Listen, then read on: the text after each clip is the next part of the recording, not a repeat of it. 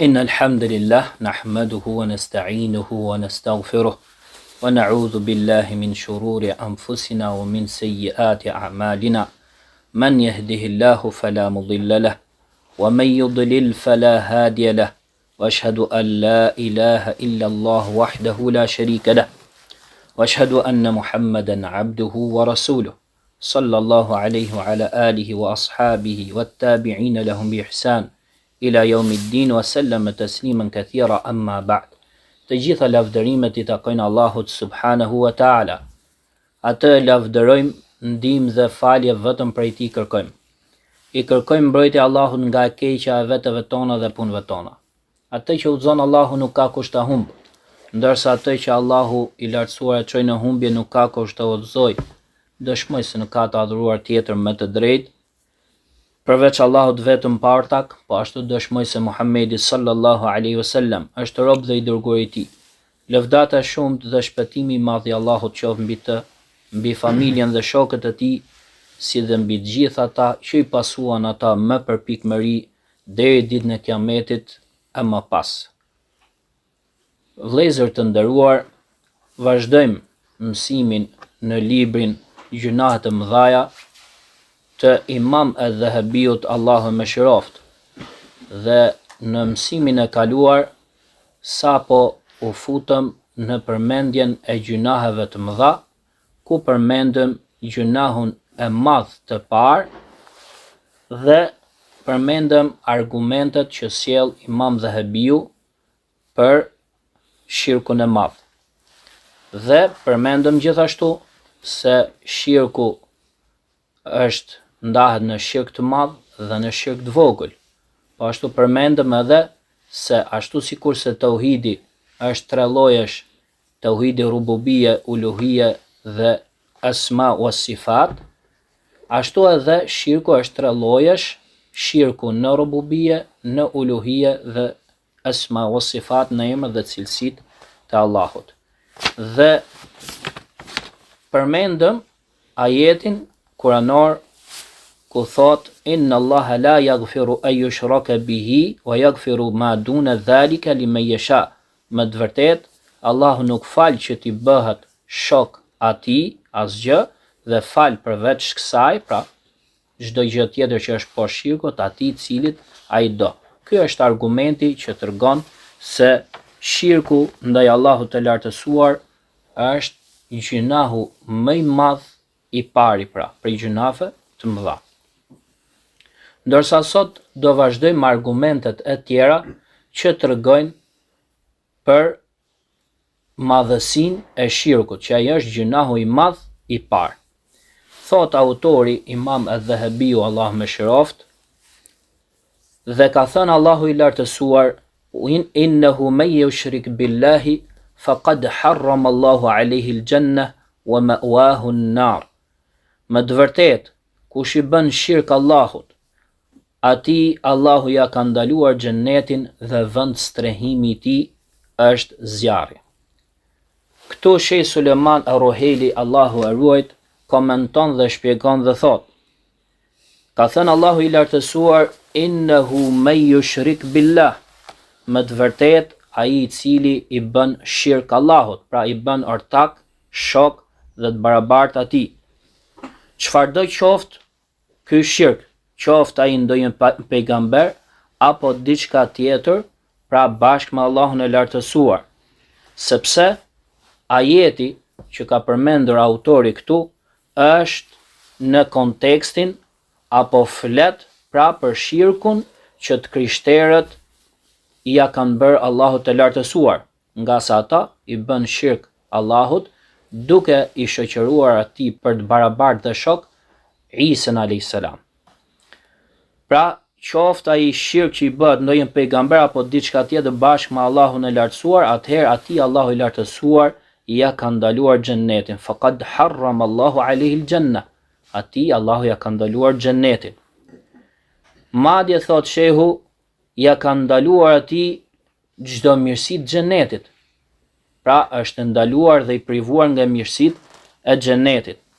Kështu atij nuk mund t'i mbërri apo t'i vi asnjë mirësi prej mirësive të xhenetit duke qenë ai në zjarr, sepse Allahu i lartësuar ja ka ndaluar atij.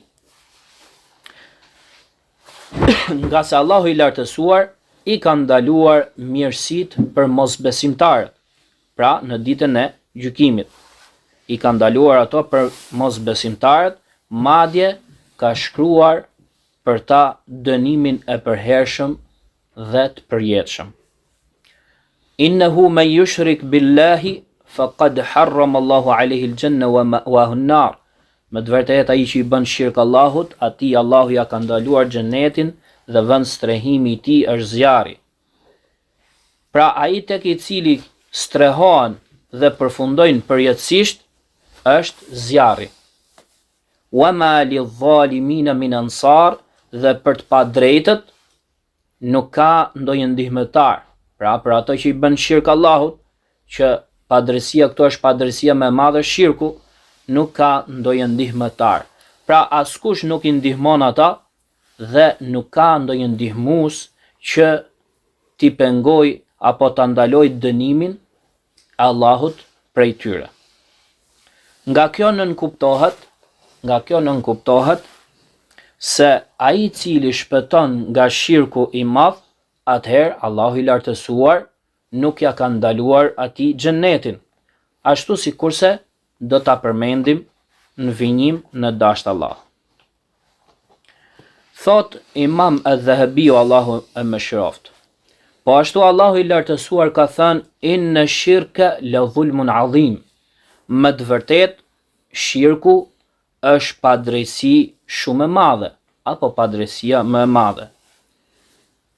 Këtu Sheh Sulejman ar-Ruhaili shpjegon dhe thot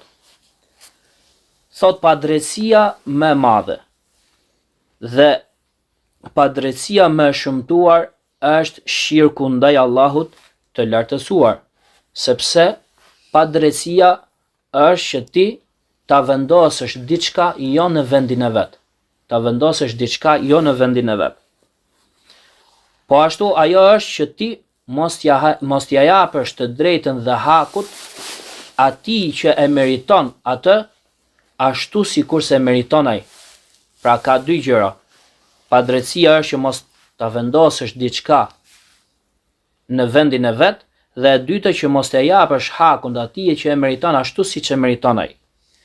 Dhe që të dyja këto gjëra gjenden tek shirku ndaj Allahut të lartësuar. Që të dyja këto i gjejmë tek shirku ndaj Allahut të lartësuar. Nga se i dhujtari, pra ai që i bën shirk Allahut të lartësuar, shirk të madh, nuk e ka vendosur çështjen në vendin e vet. Sepse ai është krijuar vetëm që ta adhurojë Allahun e lartësuar, ndërsa ai nuk ja ka dhënë të drejtë Allahut të patmeta, që është një drejtë që i takon atij. Edhe pse Allahu i lartësuar është jo nevojtar për një gjë të tillë, pra Allahu nuk ka nevojë për një gjë të tillë. Pra haku dhe e drejta e Allahut ndaj robërve të tij është që ata të adhurojnë Allahun dhe të mos i bëjnë atij shok dhe ortak asgjë në adhurim apo edhe në tauhidin rububia dhe në emrat dhe cilësitë e tij. Pra kjo bëhet fjalë për shirkun e madh. Ndërsa sa i përket shirkut vogël, shirku i vogël është një gjuna i madh prej më të shëmtuarave të gjunave të mëdha. Dhe kjo me argumentin sepse ai është quajtur shirk. Me argumentin sepse është quajtur shirk. Pra, gjëja më e shëmtuar me të cilën përshkruhet dhe cilësohet gjunahu është që ai të quhet shirk. Kjo është gjëja më e shëmtuar me të cilën cilësohet dhe përshkruhet gjunahu. Pra, nëse gjunahu cilësohet si shirk, atëherë kjo tregon që ai është prej më të shëmtuarave të gjunaheve të mëdha. Mirë po, siç e kemi thonë, edhe e themi edhe tani, që ai prap është në dëshirën e Allahut sipas mendimit më të saktë të dietarëve të sunetit dhe xhamatit, sepse shirku i vogël nuk e nxjerr njeriu prej feje. Edhe kjo është me unanimin e gjithë dietarëve, që shirku i vogël nuk e nxjerr njeriu prej feje. Sepse nuk kushtëzohet dhe nuk është e detyrueshme që ai i cili bie në shirk të vogël që të futet sërish në islam. Edhe një gjë e tillë nuk është vërtetuar nga pejgamberi alayhis salam apo nga shokët e tij. Ashtu si kurse shirku i vogël nuk e obligon qëndrimin në zjarr të xhehenemit përgjithmonë, dhe kjo është me unanimin e gjithë dietarëve. Pra ai nuk obligon hyrjen në zjarr të xhehenemit përjetësisht.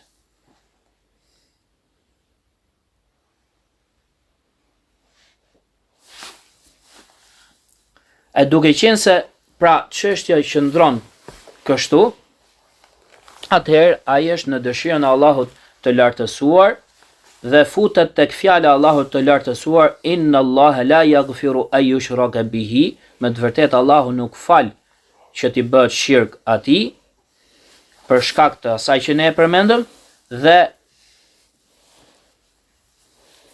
duke qenë pra se ai nuk është në shirkun e madh, atëherë ngelet prej gjunaheve të mëdha dhe futet në dëshirën e Allahut, që Allahu po të doj të fal dhe po të doj ai nuk të fal.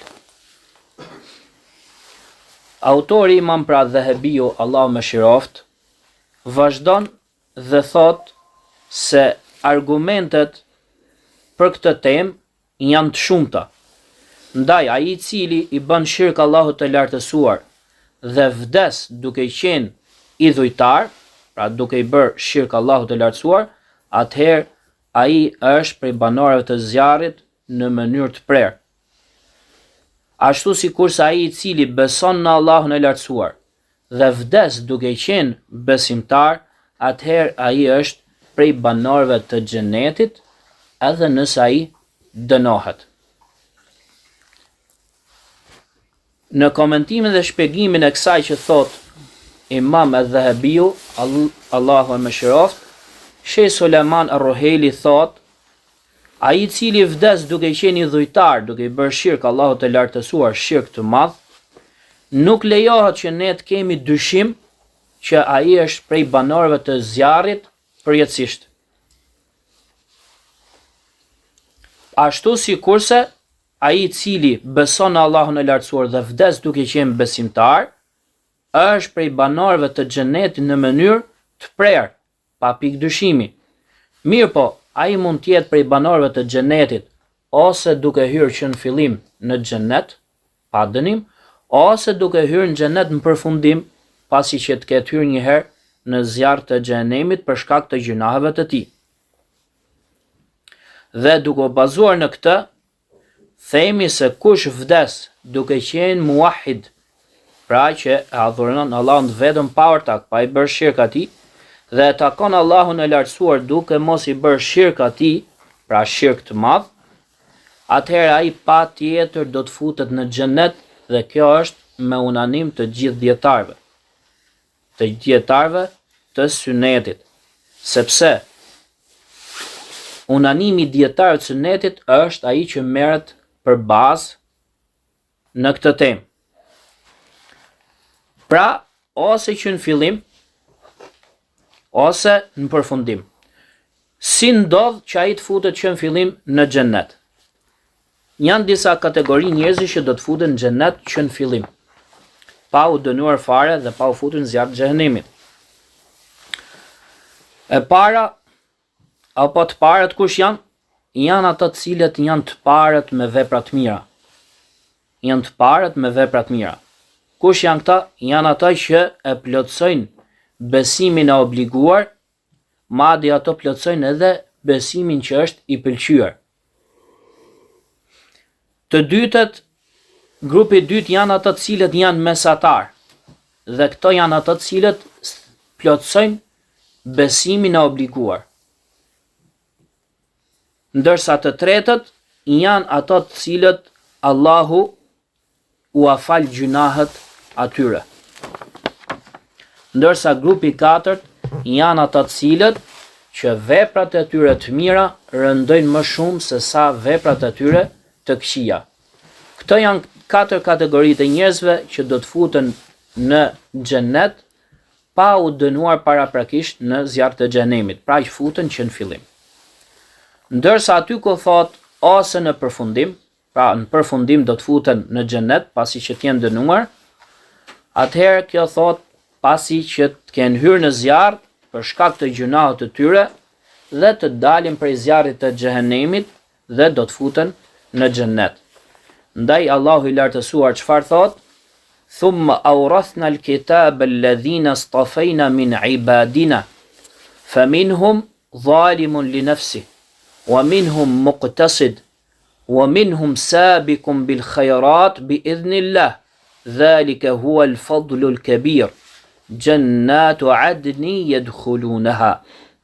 Pastaj ne u alam trashëgim librin atyre të cilëve ne i përzgjedhëm prej robërve tanë. Prej tyre ka që janë të padrejt ndaj vetes tyre, prej tyre ka që janë mesatar dhe prej tyre ka që janë të parët me veprat mira me lejen e Allahut. Kjo është mirësia e madhe e Allahut, xhenete të adnit tek ato tek të cilat ato do të futen apo futen. Pastaj ne u alam trashëgim librin atyre të cilë i përzgjodhëm prej robërve tanë, i përzgjodhëm me tauhid.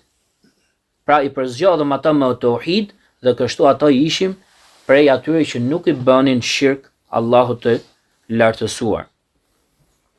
Faminhum zalimun li nafsi. Prej tyre kishte që ishin të padrejt ndaj vetes tyre. Ai është ai i cili e ka adhuruar Allahun të vetëm partak, e ka veçuar atë me adhurim. Mirë po ka bërë gjunahe, sikurse është që të bëj një vepër që është haram, e ndaluar ose të lërë një obligim pa vepruar. Wa minhum muqtasid, dhe prej tyre ka që janë mesatar. Dhe ai është ai i cili adhuron dhe veçon Allahun me adhurim, dhe i cili i plotson obligimet aq sa ai mundet dhe i lën ndalesat. Pra haramet e ndaluar nuk i vepron dhe aq sa mundet i plotson obligimet. Ky është ai i cili është mesatar. Wa minhum sabiqun bil khayrat, dhe prej tyre ka që janë të parët me vepra të mira dhe ai është ai i cili e veçon Allahun e lartësuar me adhurim dhe i cili i plotson obligimet dhe i shton veprat e pëlqyera. Po ashtu ai i lën haramet, nuk i vepron ato, si dhe i shton lënien e veprave që janë të papëlqyeshme. Ky është ai i cili është që i pari me vepra të mira. Dhalika huwa al-fadlu al-kabir. Kjo është mirësia e madhe. Jannatu adni yadkhulunaha, xhennetet e adnit tek ato të cilat ato do të futen. Yadkhulunaha. Këtu përmendet të kjo folje yadkhulunaha. Këtu është shkroja e wawit. Edhe këtu të kjo folje wawi tregon shumsin. Yadkhulunaha, futen ata. Kush? Kategori që neve i përmendëm, 3 kategoritë. Ato të cilët janë të parët në veprat mira, mesatarët dhe ai që është i padrejt me veten e tij. Që quhet wawi i shumsit, që kthehet te kategoritë që ne i përmendëm dhe për këtë arsye disa prej dietarëve kanë thënë se ky wawi është më i mirë për ne se sa dunjaja dhe gjithçka që ka në të. Sepse çdo njeri që ka qenë muahid e ka adhuruar Allahun vetëm partak, nuk i ka bërë shirk atij, është premtuar që do të futet në xhenet. Mirë po siç e tham, ose do të futet që në fillim, pa dënim, ose do të futet në përfundim, pasi ai të ketë marrë dënimin për shkak të gjunaheve të tij. Ndaj që vepruesi i gjunave të mëdhaja, që nuk është përveç shirkut të madh, vepruesi i gjunave të mëdhaja përveç shirkut të madh, nuk bën kufër që të nxjerr prej feje. Ai nuk del prej besimit. Përkundrazi, atij i paksohet besimi i tij për shkak të gjunahut të madh që ai e ka vepruar dhe ai nuk përfundon në zjarrin e xhehenemit përjetësisht. Madje ai në ditën e Kiametit është në dëshirën e Allahut të lartësuar, nëse Allahu i lartësuar e dënon atë për shkak të gjunahut të tij me drejtësi dhe me urtësinë e tij. Po ashtu, ai ndoshta e fal atë dhe kjo është mirësi prej Allahut të lartësuar dhe urtësi prej Allahut patmeta. Vazhdon shehu dhe thot, o vëllezër, veprimi i Allahut të lartësuar nuk del kurrë nga urtësia. Pra çdo vepër e Allahut nuk është kot, por se ka urtësi të mëdha në të. Dhe ne duhet të besojmë në këtë çështje. Pra obligohet që të besojmë në këtë çështje. Sepse nëse neve besojmë në këtë gjë, atëherë vetet tona dhe zemrat tona gjend qetësi dhe qetësohen dhe caktimi i Allahut dhe çdo vepër e Allahut ka urtësi. Kështu që nëse Allahu i lartësuar e dënon personin i cili bën gjuna të mëdha, atëherë thot, kjo është drejtësi dhe urtësi nga Allahu. Ama nëse Allahu i lartësuar e fal personin që bën gjuna të mëdha, atëherë kjo është mirësi prej Allahut dhe urtësi prej tij. Dhe argumentet për këtë temë janë të shumta, mirë po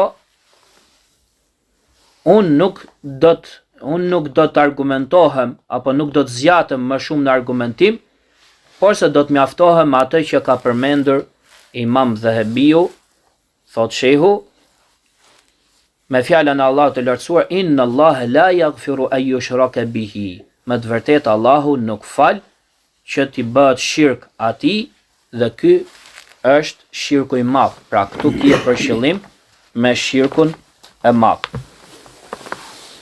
Wa yaghfiru ma duna dhalika liman yasha. Dhe fal përveç shirkut të madh, përveç shirkut të madh, çdo gjë tjetër që është më i vogël se shirku i madh, liman yasha, atij cilit ai don. Pra këtu a futen gjunahet e mëdha apo nuk futen? Pa tjetër dhe pa dyshim që këtu futen gjunahet e mëdhaja. Allahu i lartësuar ka thënë, innehu men yushrik billah faqad harrama Allahu alayhi al-janna wa ma'wahu an-nar wa ma lidh-dhalimina min ansar. Me të vërtetë ai që i bën shirk Allahut, atij Allahu ja ka ndaluar xhenetin dhe vend strehimi i tij është zjarri dhe për të padrejtët nuk do të gjesh ndonjë ndihmetar. Kjo nën kupton që ai i cili nuk i bën shirk Allahut të lartësuar, atëherë Allahu nuk ja ka ndaluar atij xhenetin dhe vend strehimi i tij nuk do të jetë zjarri, pra vend strehimi i tij i përhershëm. Dhe kjo tregon për atë të cilën kanë rënë në unanim të gjithë dietarët e Sunetit dhe Xhamatit në lidhje me personin që bën gjunahe të mëdha. Vazhdon në Imam Dhahabiu, Allahu më shëroft, dhe thot: po ashtu ka thënë pejgamberi sallallahu alaihi wasallam, ala unabbiukum bi akbaril kaba'ir al-ishraku billah. Atë ju njoftoj juve për më të mëdhat ose për më të madhen e gjunaheve të mëdha, ai është t'i bësh shirk Allahut të lartësuar, pra bërja shirk Allahut. Sheh Sulejman Ar-Ruhaili, Allahu ruajt, thot: ky hadith për cilin kanë rënë dakord Imam Buhari dhe Muslimi, në të ka thonë pejgamberi sallallahu alaihi wasallam, ala unabbiukum bi akbaril kaba'ir, atë ju njoftoj juve për më të madhin e gjunave të mëdha. Kjo është nxitje e fortë për besimtarin që ai t'i mësoj ato, pa t'i mësoj gjunahet e mëdhaja, se cilat janë ato. Dhe fjalimi që i është drejtuar sahabëve, fjala që është drejtuar sahabëve, është ligjërim që na drejtohet edhe neve në mënyrë të tërthort, për shkak se të gjithëve neve bashk na bashkon një besim i vetëm.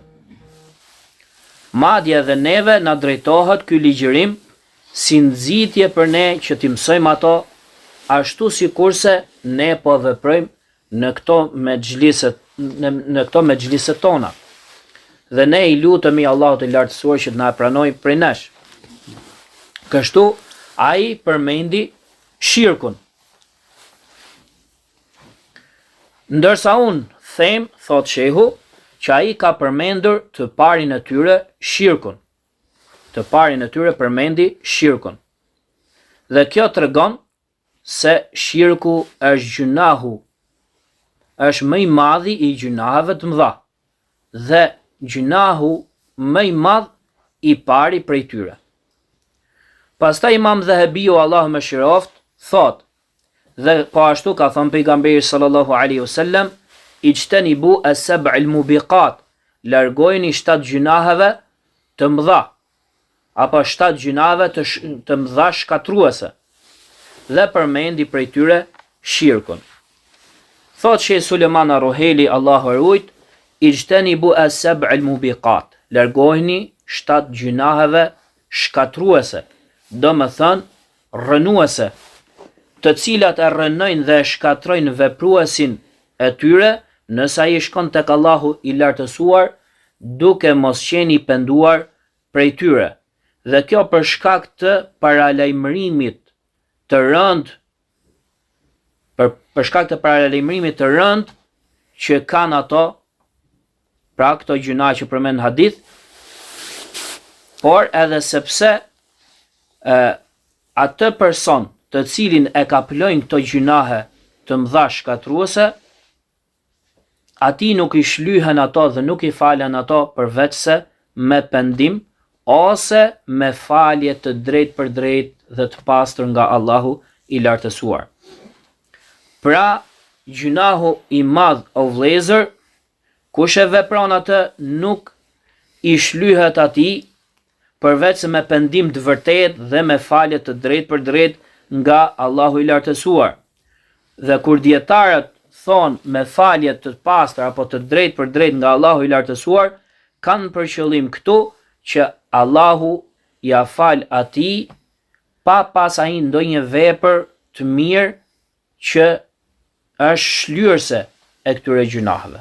Pra direkt me faljen e tij.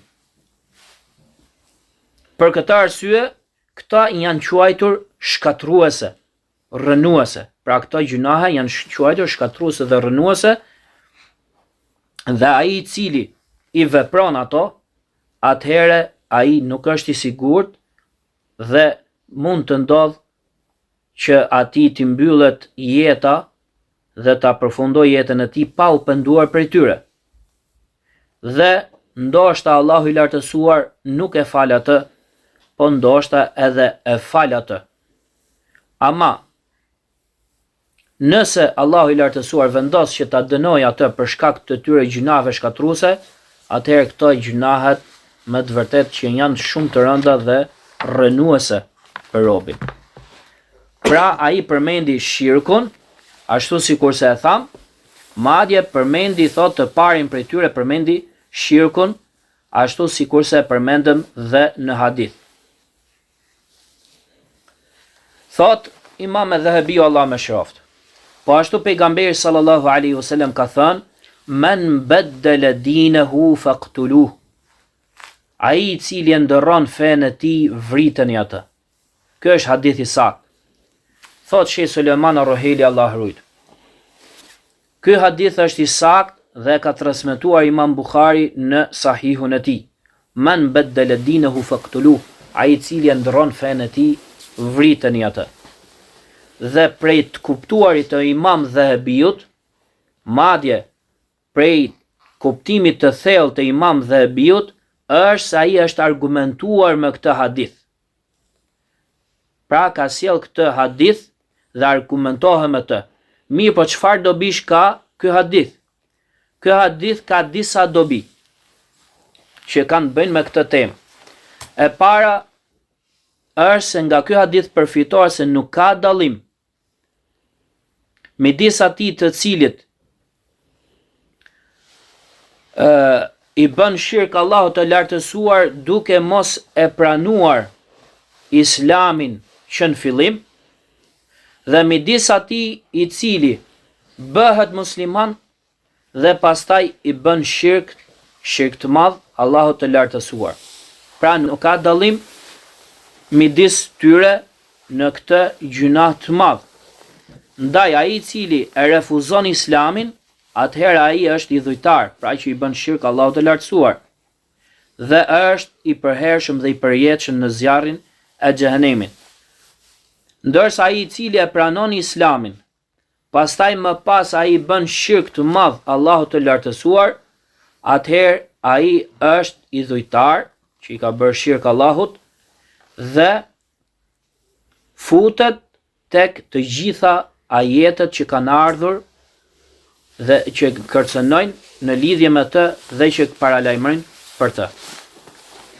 Dobia e dytë është se dalja prej fesë është më shëmtuar se sa shirku fillestar.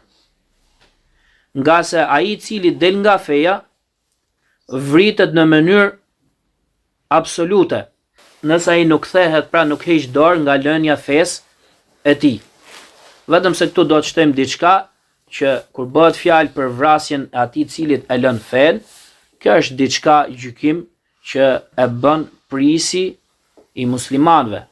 Pra në një shtet islam është prisi ai që merr e ka për detyrë që t'i zbatoj ligje të tilla, dhe jo çdo individ, çdo musliman që ai ta zbatoj një gjë të tillë, sepse kjo është ndaluar. Sa i përket idhujtarit, që është idhujtar që në fillim, ati ndodh thot shehu që ti pranohet gjizja, madje ndodh që ti pranohet pra marrveshjet dhe besa e dhënë që jepet atij, e të tjera gjëra, kurse kundërta ndodh me atë që e lën fen. Po ashtu dobia e tretë që nga përfitohet nga ky hadith është se ka dallim midis shirkut të madh dhe shirkut vogël. Sepse çdo vepër për cilën Allahu i lartësuar ka vendosur si ndëshkim vrasjen, çdo vepër për cilën Allahu i lartësuar ka vendosur si ndëshkim apo për ndëshkim që të vritet njeriu që e vepron atë, ajo është shirk i madh. Thot shehu përveç ndëshkimit me vrasje që ka ardhur apo që bëhet për qisasin, për ato persona që kanë kryer një krim, kanë vrarë dhe i vritet, përveç qisasit dhe përveç personit që ka bërë imoralitet e që ka qenë i martuar, sepse ai gurzohet. Me përjashtim të tyre, çdo gjë tjetër, çdo vepër tjetër për cilën ka ardhur si ndëshkim që njeriu të vritet, ai është shirk i madh. Dhe argument për këtë është hadithi që thot: "Men baddala dinahu faqtuluhu", ai i cili e ndorron fenë e tij, vriteni atë. Pra kuptojmë, përderisa ka thonë vriteni atë, kjo tregon se kjo është shirk i madh, thot shehu. Kjo është rregulli. Për shembull, sjell disa shembuj shehu. Për shembull, kush thot pasha babën, pasha nënën, pasha kokën e babait tim apo pasha kokën e nënës time, për jetën e filan ueliu, apo për jetën e filanit, pra betime që janë shirk i vogël.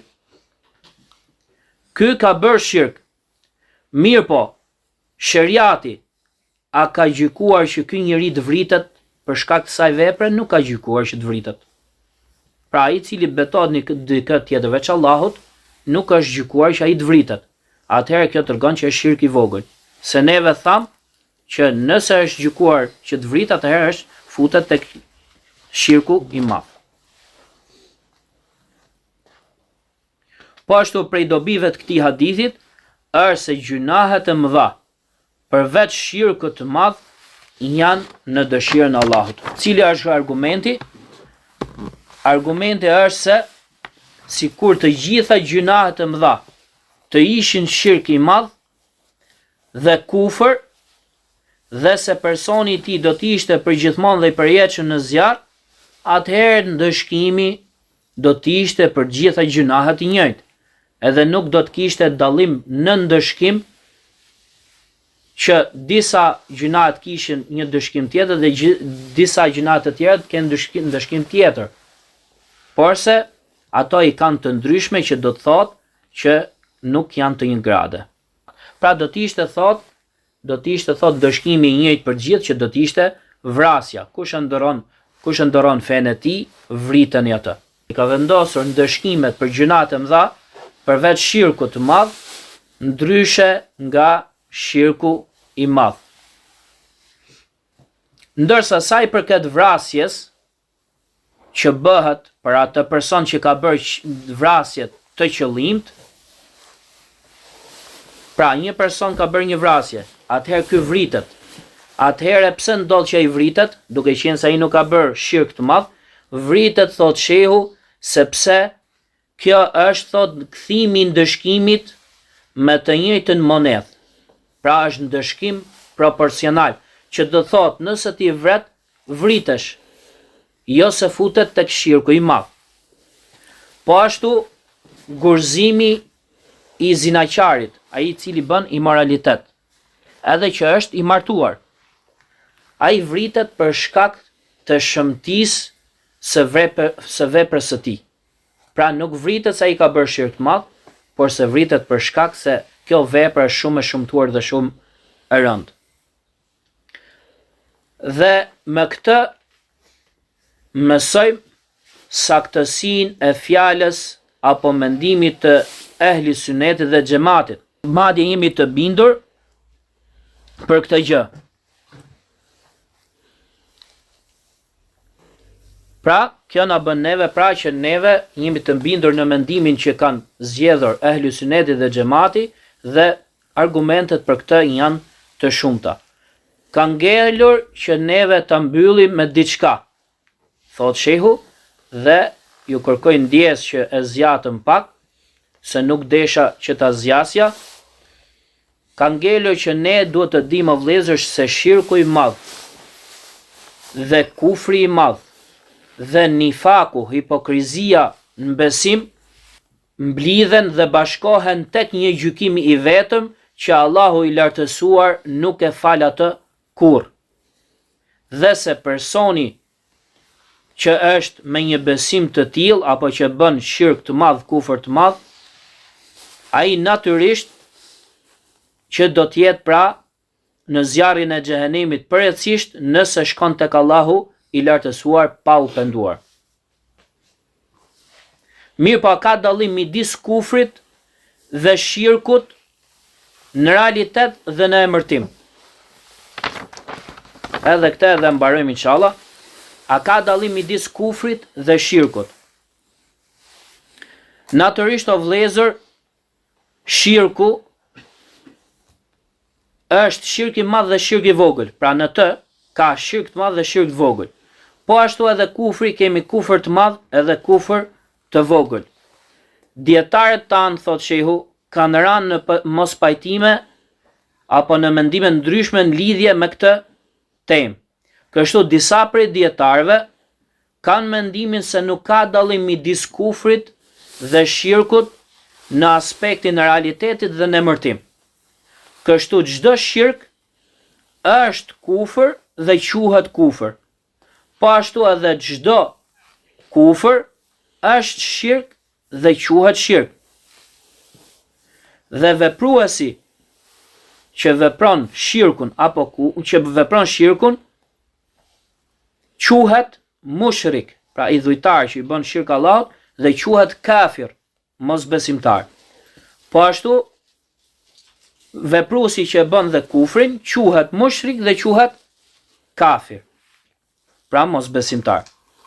Dhe ai prej dietarëve që ka zgjedhur këtë mendim është Sheikh Ibn Bazi, Allahu e mëshiroft, po ashtu dhe Sheikh Al Albani, Allahu i mëshiroft që të dy. edhe pse Sheh Ibn Bazi Allah më shëroft ka vënë në dukje se në përgjithësi shirku kur përmendet zakonisht është për qëllim kur ti i dedikon një adhurim dikujt tjetër veç Allahut. Pra kjo ndodh në përgjithësi. Ndërsa kufri është thot ka të bëjë me diçka tjetër, jo me këtë. Pra sikur shehu ka mendimin që nuk ka dallim midis tyre sa i përket aspektit të emërtimit dhe në realitet. Dhe i quajmë thot si kufrin, e quajmë shirkun kufër dhe kufrin e quajmë shirk. Ndërsa disa prej dietarëve, që ky është mendimi i dytë, është se kufri është më i përgjithshëm se sa shirku. Nga se shirku është një lloj i kufrit. Shirku në vetvete është një lloj i kufrit, kufri është më i gjerë. Ndërsa mendimi i tretë është se ato dyja, kufri dhe shirku, kur përmenden bashk në një tekst, kanë kuptime të ndryshme dhe të veçanta. Nëse përmenden bashk kufri dhe shirku, thot atëherë gjithë secila ka kuptimin e vet. Ndërsa nëse përmendet shirku i vetëm, atëherë në të futet edhe kufri thot. Ndërsa nëse kufri përmendet i vetëm, atëherë në të futet edhe shirku. Për shembull, nëse themi kush i bën shirk Allahut, Allahu nuk e fal atë. Atëherë me këtë kuptojmë që kush i bën shirk Allahut, është njësoj sikurse edhe ai që i bën kufër Allahut. Pra këtu futet edhe kufri, kanë të njëjtin gjykim. Ama nëse përmenden bashkë edhe kufri dhe shirku, atëherë, siç do ta përmendim tani mendimin e katër, thot që dhe sipas mendimit të Sheh Sulejman Urrahelit, dhe thot kjo është më e përpik nga këto mendimet. Thot se shirku është ana e kundërt e tauhidit. Është ana e kundërt e tauhidit. Ndërsa kufri është ana e kundërt e besimit. Pra shirku është në anën tjetër të tauhidit. Pra e kundërta. Është e kundërta e tauhidit dhe kufri thot është përballë me besimin, që do thot është në anën tjetër besimit, që i bie ana e kundërt e besimit. Mirë, po kjo nuk ndalon që kufri të futet edhe të tekstet paralajmëruese që kanë ardhur për shirkun. Kjo nuk e ndalon, pavarësisht dallimit që kanë nga njëra tjetra. Ndërsa sa i përket nifakut, hipokrizisë në besim, atëherë çështja e tij dihet, ai është kufër nga brenda dhe është shfaqje e Islamit me qëllim mashtrimi. Për këtë arsye, munafikët, hipokritët, me hipokrizi në besim, janë në shtresën më të ulët të zjarrit të xhehenemit. Sepse tek ato është gjetur edhe kufri, edhe shirku, në realitet, si dhe mashtrimi që ata i bëjnë të dashurve të Allahut dhe besimtarve të Allahut. Dhe kështu që dënimi i tyre është se ata janë në shtresën më të fundurt të zjarrit të xhehenemit. Dhe kjo është gjëja më e rëndësishme që duhet të përmendur në këtë temë, dhe ashtu sikurse e thash, se ne do të mjaftohemi me shpjegimin i cili është minimumi i obligimit, thot shehu. Pra as nuk do ta paksojmë, as nuk do të zgjatemi shumë, por se do të përmendim ato që janë minimumi i obligimit, edhe që shpjegimi të jetë sa më i plot. Elus Allahun e lartësuar që të na japi dobi nga këto mësime, ku edhe vetë shehu thot që mendoj që në atë çfarë ju dëgjuat ka hajër të madh dhe ka parime dhe rregulla të cilat pra bëjnë dobi. I lutëm Allah të lartësuar që të na japi dobi me këto mësime të begata. wa sallallahu ala nabina Muhammad wa ala alihi wa ashabihi ajma'in.